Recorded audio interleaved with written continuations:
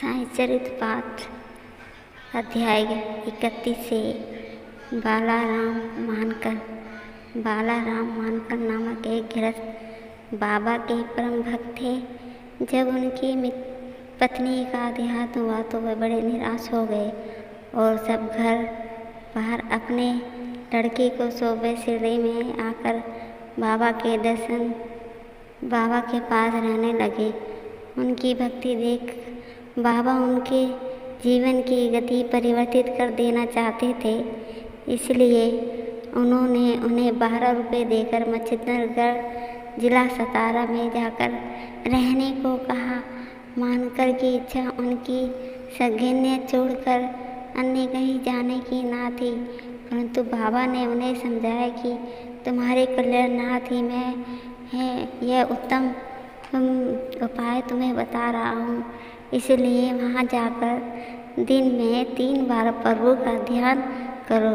बाबा के शब्दों में विश्वास कर वह मच्छिंद्रगढ़ चला गया और वहाँ के मनोहर दृश्यों, शीतल जल तथा उत्तम पवन और समस्त दृश्यों को देखकर उसके चित्र को बड़ी प्रसन्नता हुई। बाबा द्वारा बतलाई विधि से उसने प्रभु का ध्यान करना प्रारंभ कर दिया और कुछ ही दिनों के पश्चात उसे दर्शन प्राप्त हो गया। बहुधा भक्तों को समाधि या तृतीय अवस्था में ही दर्शन होते हैं, परंतु मानकर जब तृतीय अवस्था से प्राकृतिक अवस्था में आया तभी उसे दर्शन हुए। दर्शन होने के पश्चात मानकर ने बाबा से अपने को वहाँ भेजने का कारण पूछा। बाबा ने कहा कि शिरडी में तुम्हारे मन में नाना प्रकार के विकल्प उठने लगे थे, इसी कारण मैंने तुम्हें वहाँ भेजा था। तुम्हारे चंचल मन को शांति प्राप्त हो। तुम्हारी धारणा थी कि मैं शिरडी में ही विद्यमान हूँ और 3.5 हाथ के इस पंचतत्व के पुतले के अतिरिक्त कुछ नहीं हूँ, परंतु जब तुम मुझे देखकर यह धारणा बना लो कि तुम्हारे सामने शिरडी में उपस्थित है और जिसके तुमने दर्शन किए वे दोनों अभिन्न हैं या नहीं, मानकर यह स्थान छोड़कर अपने निवास स्थान बांद्रा को रवाना हो गया। वह पूना से दादर रेल द्वारा जाना चाहता था, परंतु जब वह टिकट घर पहुंचा तो वहां अधिक भीड़ के कारण वह टिकट खरीद ना सका।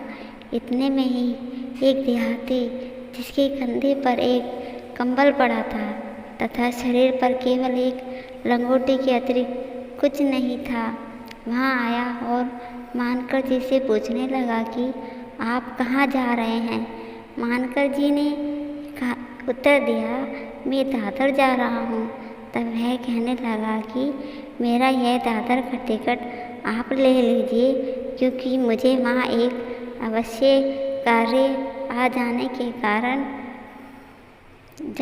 जाना आज ना हो सकेगा। मानकर को टिकट पाकर बड़ी प्रसन्नता हुई और अपनी जेब में से पैसे निकालने लगे। इतने में ही टिकट देने वाला आदमी भीड़ में कहीं अदृश्य हो गया। मानकर ने भीड़ में पर्याप्त छानबीन की, परंतु सब व्यर्थ ही हुआ। जब तक गाड़ी नहीं छूटी मानकर उसके लौटने की प्रतीक्षा करते रहे, परंतु वह अंत तक ना लौटा। इस प्रकार मानकर को इस विचित्र रूप में द्वितीय बार दर्शन हुए। कुछ दिन अपने घर ठहरकर मानकर फिर शिरडी लौट आया।